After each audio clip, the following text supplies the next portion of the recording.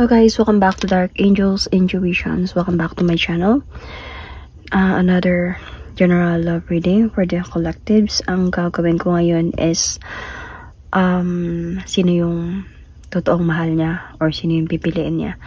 So, ito yung reading na para sa alam na may parang love triangle reading. Parang ganun. So, I do have my love triangle reading for my personal private reading. So if you want to book a private reading with me, just message me on my Facebook page. So I will go to put the link of my Facebook page on the description box. So if you're interested to book a personal reading with me with that with this love triangle reading, then just message me there. I personally will going to send you the information. So anyway, let's start without further ado. So hindi to para sa lahat, okay?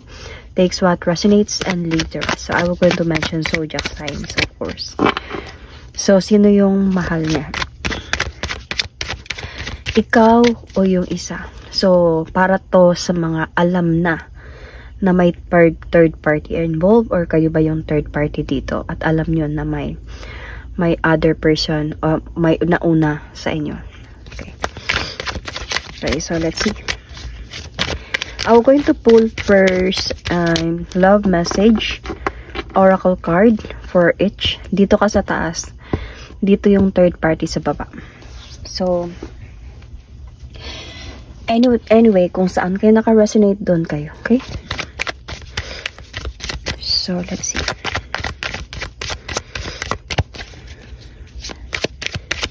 Let's see on your part first. Open yourself to love.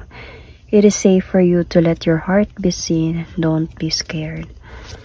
Okay, so what about the other person?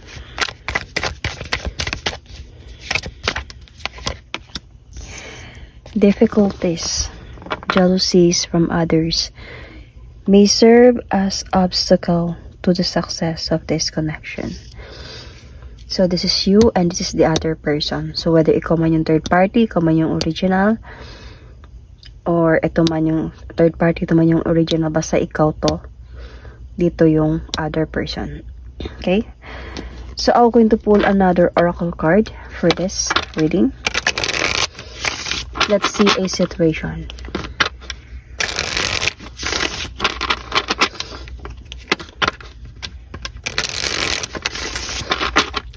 Mag-pull tayo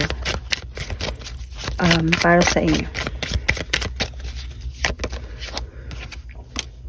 Direction, crossroads. So para to siyang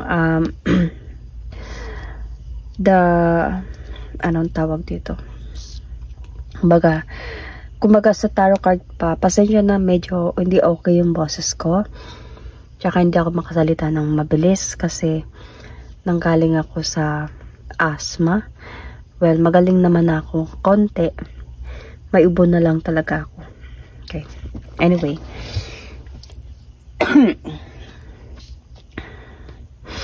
Kumbaga itong direction, hindi alam, I think, kung which way to go, either here or either there. So I forgot the name of the tarot cards. Cancer yung may dala dun.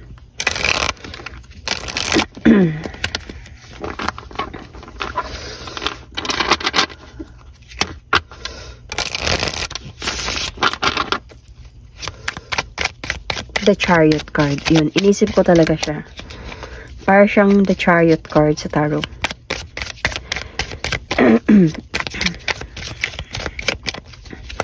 So for the other person naman, cheating. Okay. Cheating, broken trust. Kaya pala difficulties because meron ng cheating. Okay.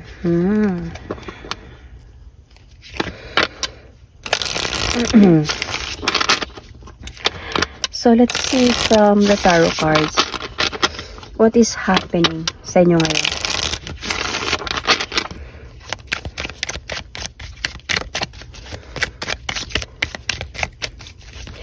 It is safe for you to let your heart be seen. Don't be scared. Feeling ko dito sa'yo, parang ayaw mo nang magsalita. Parang para sa'yo, lalayo na lang ako. Hindi na lang ako magsasalita. So, there's a possibility that the third party is in here. And dito yung not. Let's see.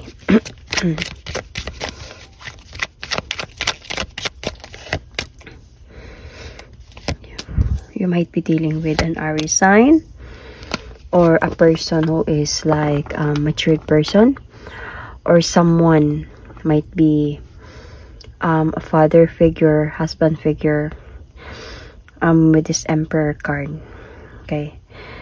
So, I can see here na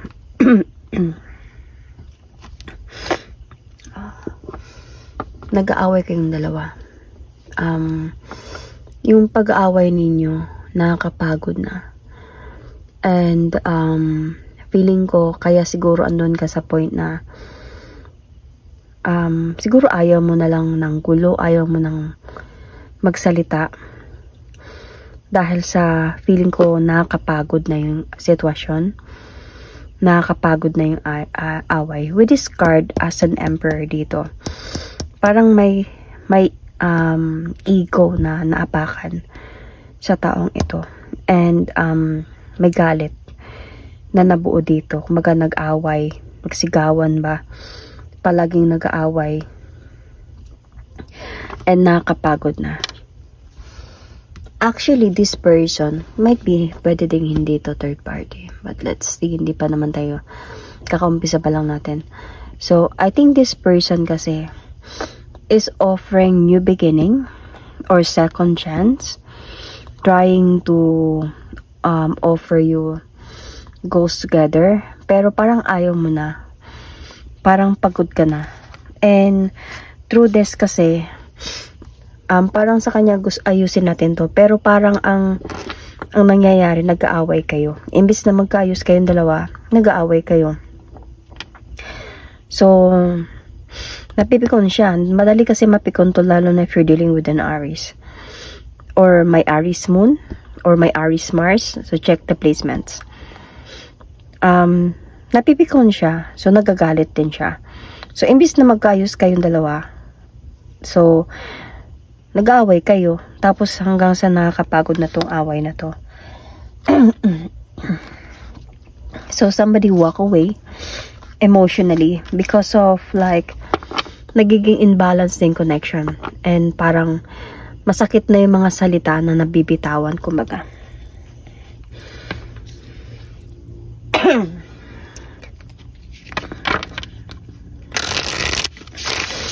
Feeling ko on your side din to na dahil hindi mo alam kung tatanggapin mo pa ba siya or hindi na, dahil nga merong other person na na-involved dito.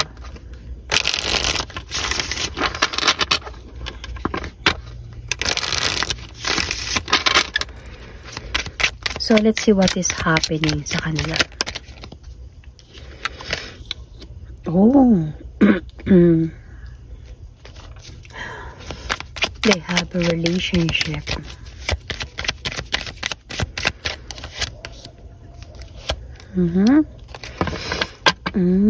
Okay.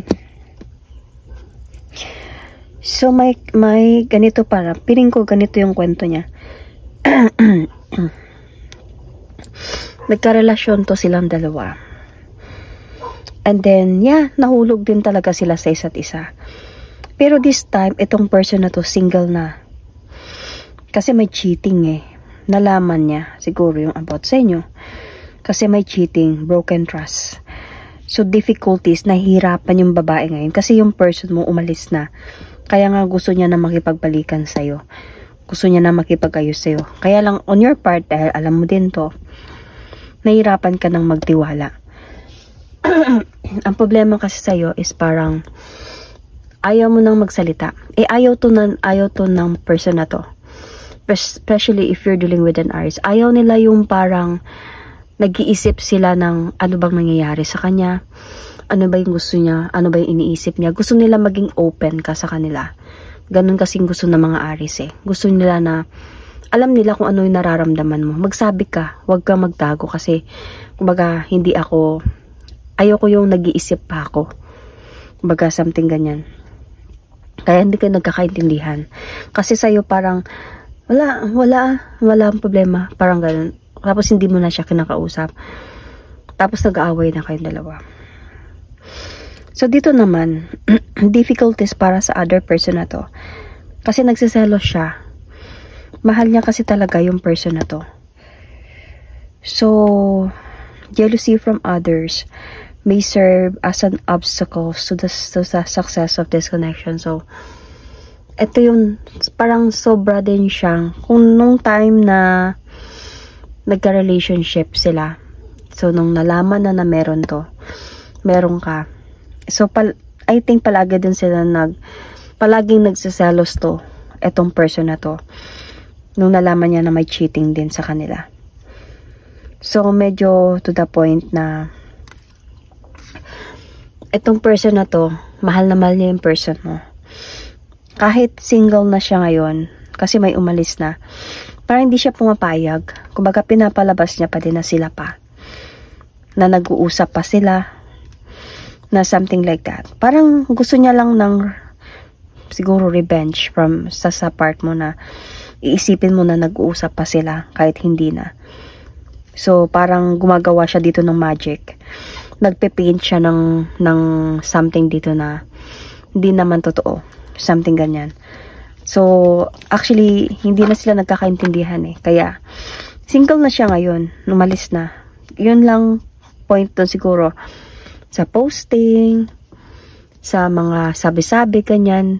So, parang pinapaniwala niya na, yeah, sila pa. Okay. Ano yung nararamdaman ng person mo towards you? Ngayon.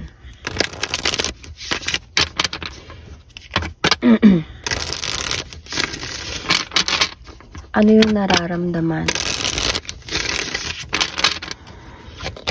ng person mo towards you?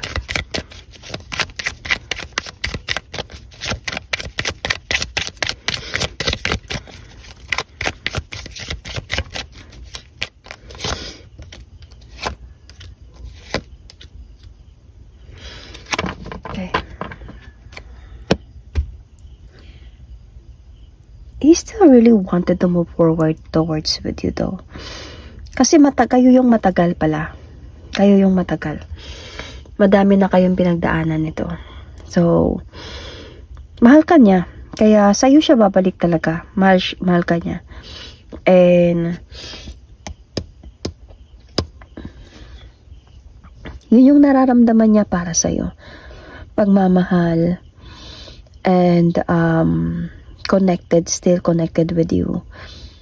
And kahit ganito kayo na medyo hindi kayo nagkakaunawaan, nakikita niya sa'yo kasi you are someone kasi na parang tahimik lang, na parang practical lang. Hindi kayong tao na nalaman mo na may iba na susugod ka, awayin mo yon or nagsiselos ka kung kanino lang or anything. You are someone na tahimik lang. Parang matured ka lang na hindi ka nanunugod ng someone kahit ikaw pa yung nauna. So, yun yung nagustuhan niya siguro sa'yo. Kaya, mahal ka naman niya and willing siya to offer you love, and this is true. Willing siya to come back to you. Na-realize niya yun eh. Nagkaroon siya ng awakening dito. And, naghihintay lang talaga siya ng sign from you. And, kinakausap ka nito. Parang to the point na, yes, dumating talaga siya sa point na naramdaman niya yung trap. Na-trap siya sa situation. Yes. Kaya nga nag-away kayo eh.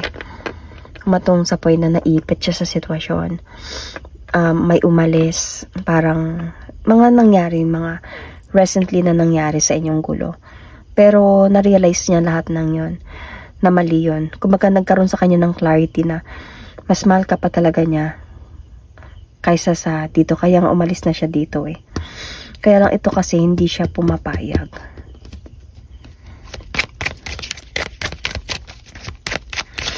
So ano ba yung nararamdaman niya? dito sa person na to. So, I can see Gemini, Virgo.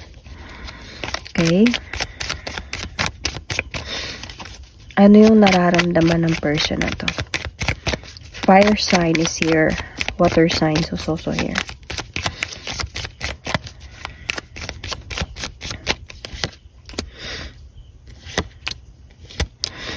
Dito sa person na to, sadyang cheating talaga yung ano niya dito. Kumbaga, yung intention niya dito. So, yung feelings niya ngayon is sa point na nalungkot din naman siya sa nangyari, sa ginawa niya dito sa person na to. Kaya lang this time kasi, parang gusto niya na maging matured enough. Na gusto niya na maayos, na ayaw niya na ng gulo. Eh kung you're dealing with someone na Aries sign, ayaw niya talaga ng gulo. Because they don't know how to handle mga ganitong sitwasyon, problem. Hindi sila marunong mag-handle ng ganito. Much better sa kanila na lumayo na lang, tumahimik na lang. Then babalik na lang sila pag okay na. Parang ganun. Kasi ayaw talaga nila nito. And they love to create gulo. Pero hindi sila marunong mag-handle ng gulo. But anyway, andito sa point na na-attract din naman siya dito sa person na to. Yun nga, nakukonsensya nga siya, nalulungkot din siya. Kaya lang, plano niya na din kasi talaga to eh. Nahulog din naman siya dito sa taong ito. Kaya lang andun nga sa point na parang naghihintay na to ng commitment, serious commitment. Baka naghihintay na din siya na maging official sila in public, social media. Eh, walang nangyayari dahil nga nandyan ka. Kayo yung matagal eh. So, doon sila parang nagkakaroon na ng napagod na ata to sa kakahintay. Hanggang siguro na nalaman niya na kaya pala. Kasi may ninuloko mo pala ako. So, alam niya, ramdam din ng taong ito, ng person mo, na naramdaman niya yung ginawa niya dito sa person. Kaya nga nakukonsensya siya. Nalulungkot din siya sa ginawa niya. Kaya lang gusto niya na kasi na ayusin na yung buhay niya. Ayusin na yung sa inyo din. Kaya lang, kasi kung to compare, mas mahal ka niya kaysa dito. So, let's see about this person's intention towards you. Intention ng person mo towards you.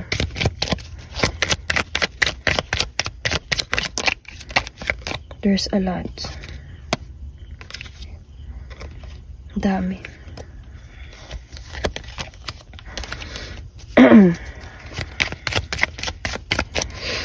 Intention ni person towards you.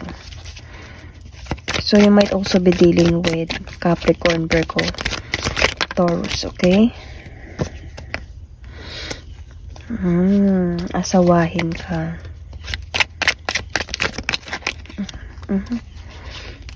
What's happening? Ang dami. I will going to get this. I will still going to read this. So, ang ganda ng intention niya sa'yo. Willing siya talaga to do an action. To move forward towards with you. To offer you victory. To offer you new beginning. May plano siya para sa inyo sa future talaga. May plano siya. And nakikita niya yung worth mo. Nakikita niya yung sacrifice mo. Nakikita niya yung kabaitan mo. Nakikita niya yung generosity mo. Nakita niya yun na worth it kang tao. And nakita niya din sa'yo yung future. Kumbaga, kaya nag-U-turn siya back to you. And he wanted changes this time na to do his responsibility with you. So, kahit sabihin natin na dumating sa point na naipit siya sa sitwasyon and medyo napa-challenge siya sa mga nangyari or lumaban siya sa hadlang, willing siya gagawa siya ng action Kumbaga, i-voice out niya to, na ikaw yung mahal niya. So, yun yung intention niya sa'yo. For you to be happy, for this relationship to be happy again. And to have a future with you, and even that, for your love to come back para sa kanya. So, how about here? Ano yung intention niya? You might also be Capricorn. Or you might be dealing with a Capricorn as well. Aries, Sagittarius, Leo still here. Libra, Gemini, Aquarius is also here. You or your person, okay?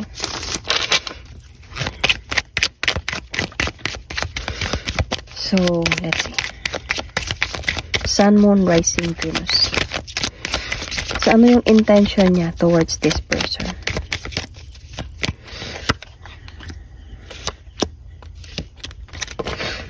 Ito na yung Chariot card na sinasabi ko kanina. A crossroads. So, anyway. Dito din pala, nahulog din siya. Dito. See?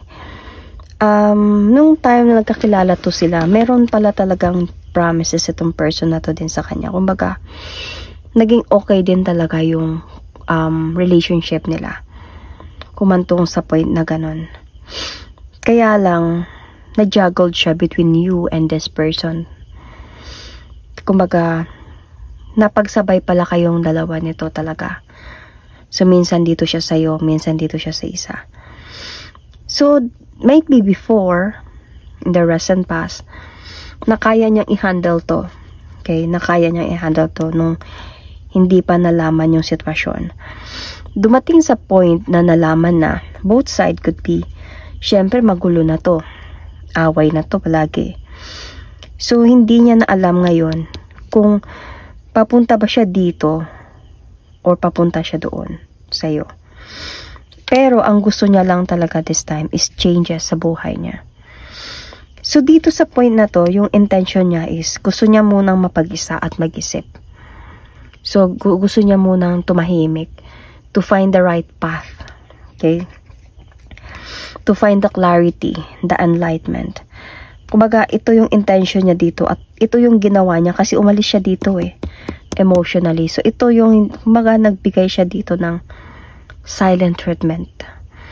Kumbaga, hindi pala talaga totally clear yung pag-alis niya dito ng break na tayo, babalik na ako sa kanya. Wala pala. Kaya pala itong person na to nung una lang kanina na sinabi ko na sinasabi niya pa din na sila pa kasi wala pala silang closure. Kaya yun din yung nasasabi niya sa mga kakilala niya, might be sa public, kumbaga because you know her or him, is like nakikita mo sa post niya na sila pa kasi wala palang closure to.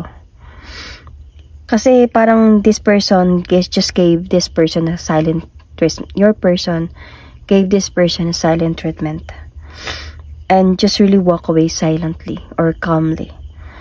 Kasi na-confused na siya this time between you and this person. Parang nakaramdam siya ng imbalance na. Okay? Parang nakaramdam na siya dito ng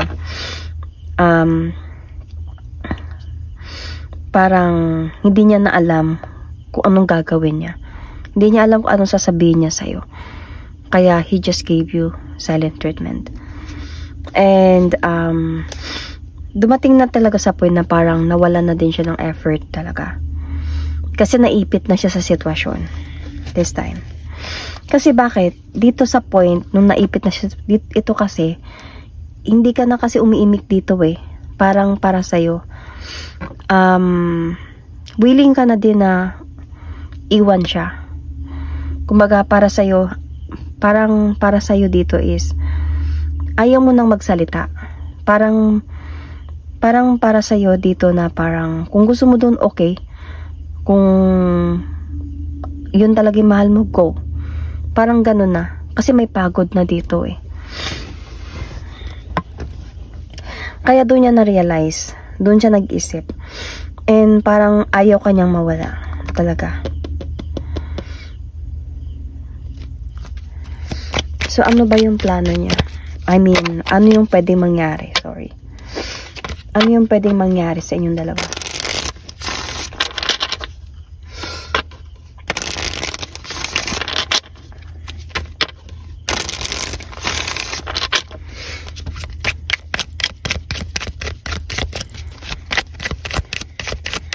Cancer sign is here.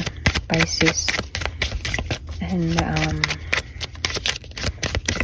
Scorpio, Sun, Moon, Rising, Venus.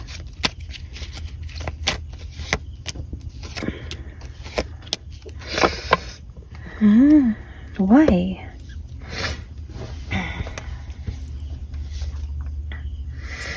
There is a possibility that might be this is your decision, not your person's decision. Excuse me. Kasi hindi na magiging masaya yung pagsasama ninyong dalawa.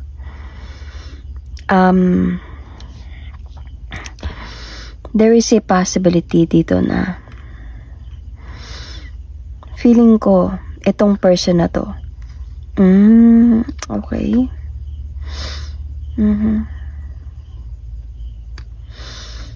Itong person na to, even feeling ko gusto niya even na yayain ka na pakasalan. Parang willing siya to offer you that para lang bumalik ka sa kanya. Pero feeling ko kasi dito parang you felt like lies na, may trust issue na, may jealousy na, possessiveness, parang controlling, parang overthink, lagi nang nag-overthink, hindi na nagiging masaya yung sitwasyon. I think this is you who are going to decide to end this relationship, even if he will going to offer you marriage. Kasi makakaramdam ka nito na parang hindi na kayo okay. Wala nang peace of mind sa part mo. But, and andun sa point na imbalance na yung sitwasyon. Kaya parang ihahantong mo na to sa separation. Kasi alam mo na hindi ka na inosente. Hindi ka inosente, kilala mo, alam mo, nakita mo, may ebidensya ka. So, parang mas mabigat yun para sa'yo na lagi mong iisipin yun, lagi mong iisipin yun. Feeling mo much better you did choose here to heal from this. You heal from this and you decide, ikaw siguro talaga mismo nag-decide dito na hindi na tayo magiging okay. Kasi parang palagi na lang ako mag-iisip. Palagi na lang ako magsiselos. Parang hindi ko na sure kung totoo ka pa ba sa akin or hindi na. Parang palagi na lang ako mako-confuse and the connection will be very cold na din talaga. Nawala na yung trust mo dito. Kaya ito yung magiging there's a possibility ito yung magiging outcome or this is what you need to know na pwede mangyari sa connection ninyong dalawa. So how about them?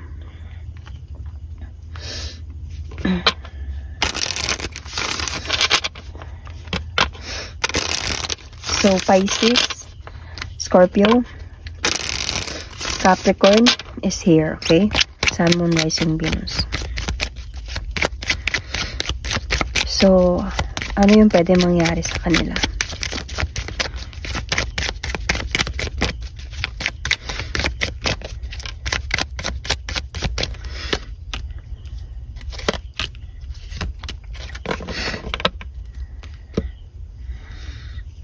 Wala din.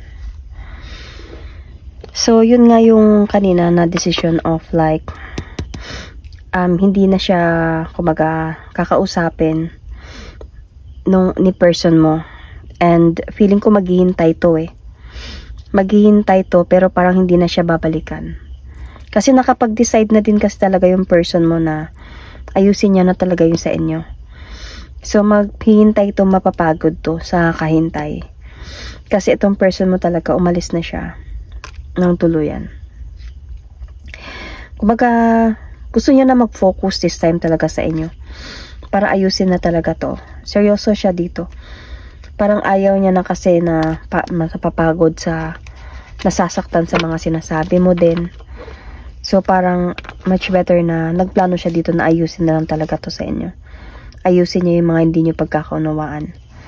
And sa totoo lang, ikaw naman talaga yung mahal niya kaysa dito.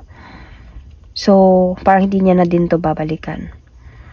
So, parang guide na din to sa'yo. Pero hindi ko naman sasabihin sa'yo na balikan mo to kasi seryoso na siya ngayon. Nasa'yo pa din yung decision. Kung yun yung decision mo, ikakabuti mo na gusto mong mag-heal, then it's good for you. Go for it if that is what is your decision. So, dito naman,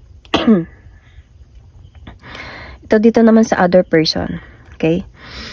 It's much better din na might be matatanggap niya din to. Ito mga nangyari dito sa kanya. And feeling ko mararamdaman niya din to na parang wala nang balikan to. Di na babalik to. May cheating na kasi dito. May broken trust na din. So, I'm going to pull an oracle card for a message, okay, for the both of you and your person.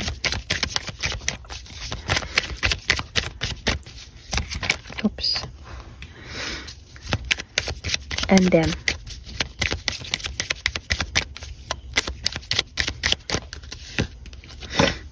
Okay. Choose love. You always have your choice. Make yours with love. Diba sabi ko? It's your choice. It's your decision. So, if you make a choice, choose love. So, meaning, if you love yourself more than this person, then that is what you choose. That is love. You love yourself.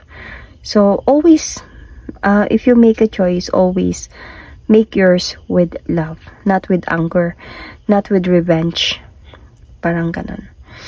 So, dito naman sa kanila, be willing to express love. Express love to receive love. So, I think this is the new beginning sa person na to. Na, once na nangyari to sa kanya, there is a possibility na mawala na din siya ng tiwala.